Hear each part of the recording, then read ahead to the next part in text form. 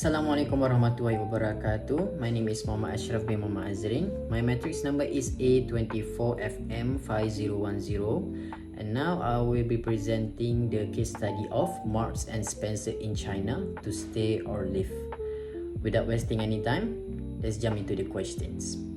Okay, the first question asked is, what were the key factors that led M&S to enter the Chinese market? Okay, the first one, we have the rising middle class. Second, we have preference for Western brands. Next one, we have a strategic international expansion. And next one, we have a retail sector growth. And the last one, we have the perceived brand strength. Okay, the next question is, what were the initial strategies and approaches adopted by the M&S to establish its presence in China? The first one, we have the wholly owned entry. The second, we have UK model exportation. Next one, we have the flagship launch. And next one, we have the product focus. And the last but not least, we have the target demographic. Now, we move on to the third question. What were the challenges faced by M&S in the Chinese market? So, the first one, we have the late e-commerce adoption. And next one, we have the product mismatch. And we have low brand awareness, demographic misalignment, and last one, we have the intense competition. Okay, the fourth question asked is, how did M&S adapt its strategies to address these challenges? Okay, they addressed these challenges by joining major e-commerce platform Tmall 2012 and JD.com 2015. M&S expanded digitally to reach younger, tech-savvy consumers and increase brand accessibility across China. They also implemented a bricks and click strategies. The company combined online and offline retail to serve customers through multiple channels and improve convenience. Not only that, they sought a local joint venture partner in China.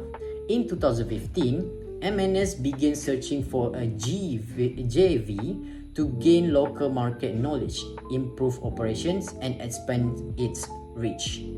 And they also closed underperforming stores in Shanghai. M&S restructures its retail footprint to cut losses and focus resources on more promising markets.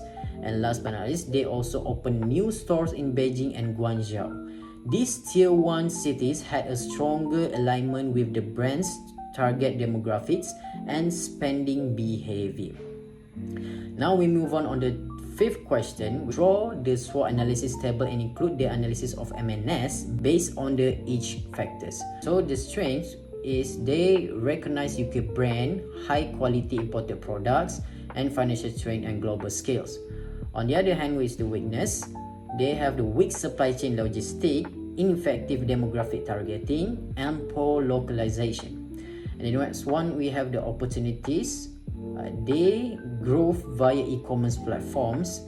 They also expansion into tier 2 and tier 3 cities, and they also join venture with local partner.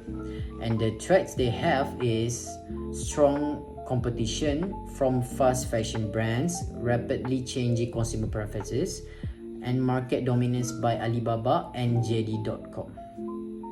Now we move on the sixth question, which is, what were the alternatives considered by M&S regarding its presence in China? The answer is, as Marks and Spencer or M&S struggled to gain a profitable foothold in the Chinese market, several strategic alternatives were evaluated. One key option was a complete withdrawal from mainland China, which would involve closing all physical stores to cut ongoing losses and operational costs.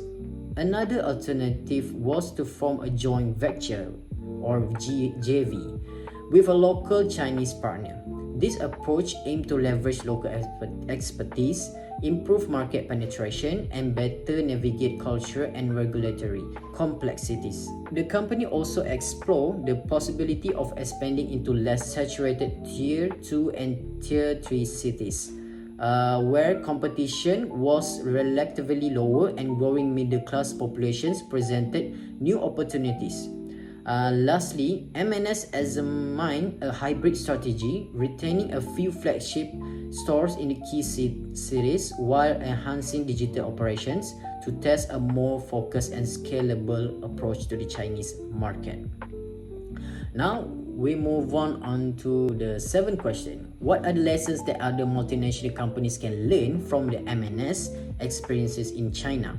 The experience of M&S in China offers several critical lessons for multinational companies planning to enter or expand in foreign markets. First and foremost, it highlights the importance of localization. Businesses must tailor their products, marketing strategies, and customer experiences to fit the unique preferences and cultural norms of local consumers. M&S failure to adapt its offerings, particularly in terms of clothing sizes and styles, demonstrated the risk of assuming that one successful model can be universally applied. Lastly, multinational firms must remain flexible and agile, continuously reassessing their strategies to respond to rapidly changing consumer trends, digital innovations, and economic shifts. So, the last question, how can M&S leverage its experience in China to improve its operations in other international markets? The answer will be M&S experience in China, though challenging, serve as a valuable learning opportunity for improving its global strategy. The company can begin by strengthening its market entry planning, using more robust consumer research and competitive analysis to avoid missteps in future expansions. Emphasizing a digital-first strategy will also be essential, particularly in emerging markets where e-commerce adoption is accelerating. By investing in localizing its product offerings, such as adjusting fashion styles, food selections, and branding, M&S can better align with regional consumer expectations. The experience also highlights the benefit of adopting flexible market entry models.